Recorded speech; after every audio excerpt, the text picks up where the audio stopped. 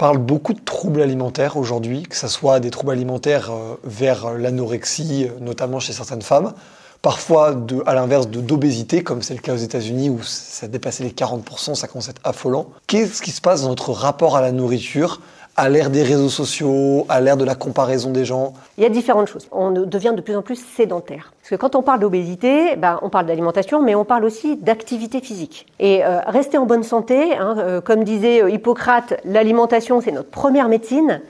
Ça, j'en suis absolument persuadée.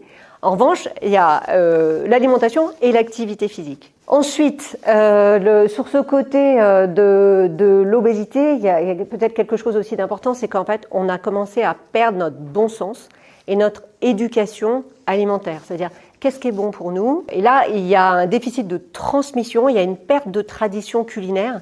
Et c'est là où en France, on a quand même une chance et une spécificité. Il y a une tradition culinaire qui est très forte. La tradition du repas, la tradition de cuisiner, éventuellement de cuisiner ensemble. Donc ça, c'est une chance qu'il faut préserver absolument.